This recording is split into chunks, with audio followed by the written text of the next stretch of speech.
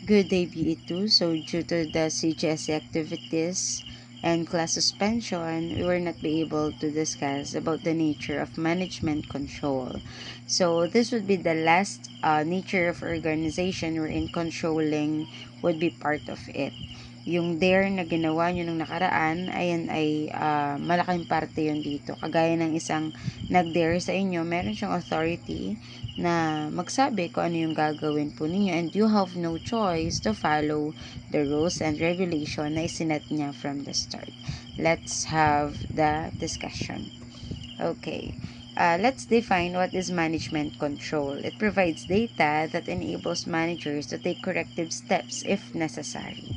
So, from the very beginning, in every organization, may mga tinatawag tayong rules and regulations from the start. Ngayon, kung hindi nakikita na sumusunod yung mga employees or members nito, naglalaan tayo ng corrective steps. Paano po yun? Itatama yung mga pagkakamali para naman sa susunod, hindi na maulit yung pagkakamali. Sumusunod na. Di ba?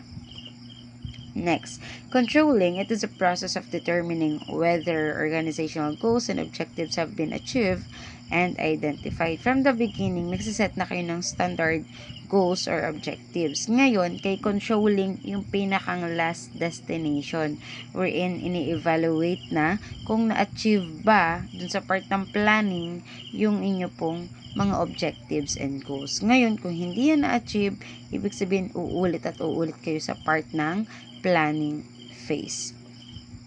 Okay, we have the different control process. The first step, you have to always establish you have to always establish standards.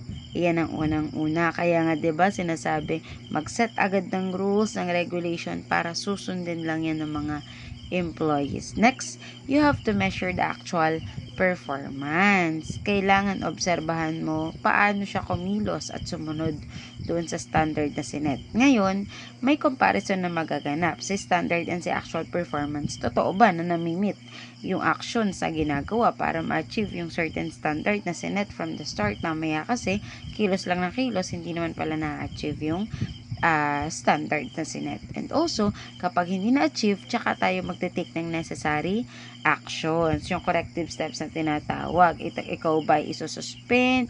Ikaw ba ay bibigyan ng kung anumang activity para sumunod? Ano? Okay. We have the control methods. Pag sinabing control methods, ang clue lang po dyan ay techniques. These are the techniques that used to measure an organization's financial stability and many more. Para mas makita or ano ba yung ginagamit to measure those capability na meron isang company, we have the so-called control methods. Ano po? So, unang-una, sinusukat ang performances ng isang tao based sa behavior nila or personal control. Dito po sinasabi kung paano ka dapat kumilos or mag-behave as an individual. Paano ka dapat kumilos or mag-behave as an employee ng ganitong company.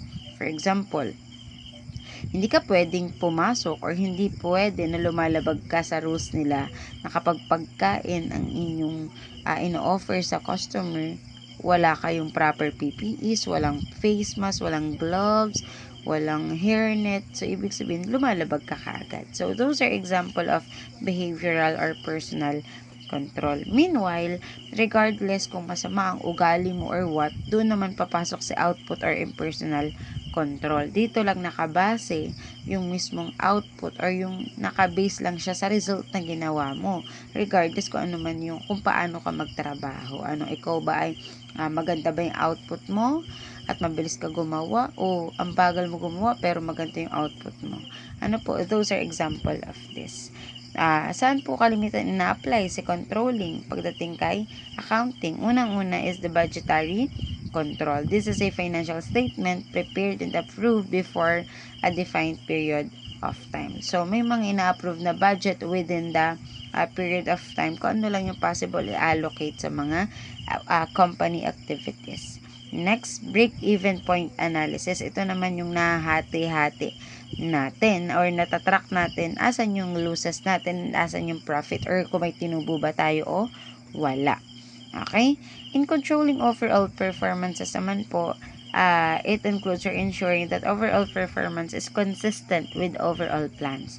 Make sure lang dito na kung ano yung na-plano nyo from the start, ayun din yung ma-attain nyo or ma-achieve nyo at the end. Okay? Sa income statement naman, ito ay kinukuha at the end of accounting period. Buong taon po ito para makita nyo kung magkano yung tinutubo nyo or magkano yung kinalulugay ng business po ninyo or nawawalang pera or umaalis at lumalabas na pera at pumapasok na pera para mas makita nyo magkano na lang yung pera nyo in the end. Okay? So, sa FABM2 nyo, mas matatakel natin yan, especially the computation. Okay, sa ROI, ito kalimitan maririnig nyo sa mga vlogger. Once na nag-invest kayo, syempre kayo po ba ay mag-i-invest without expecting some return? So, ROI po ang tawag kapag nag-expect kayo ng something in return. May formula po tayo dyan. Okay, for the formula to get the ROI or return of investment, you have to get the CVI or current value of investment minus cost of investment and then divide ulit kay cost of investment. For example, si CVI natin is 150,000. Si cost of investment naman ay 122,000. So, 150,000 minus 122,000 is equivalent to 28,000 divided by 122,000. The equivalent would be 0.229. Ngayon, pagdating kasi kay percentage, kailangan po natin yan na round off. Pero bago natin siya round off, times po muna natin to sa 100. Kasi 'di ba? Again, binubuo ng 100% ang isang percentage. Ngayon, pag tinimes sa 100, ang lalabas niyan ay 22.9%. Sa percentage po ang kinukuha lang natin ay whole number, kaya naman magiging 23% po siya. Naintindihan? So, you may also try this in your notebook. At saka ko po tsatsikan once na nagkita-kita na po tayo. Okay, for your assessment task, after this video, makikigawa po ako ng budget plan. Ito naman ay naka-upload na po sa inyong Google Drive. Make sure to accomplish this in yellow paper. One whole yellow paper. Ayan po ang inyong table na gagawin. You just have to answer this also guide questions. Okay, thank you so much for listening.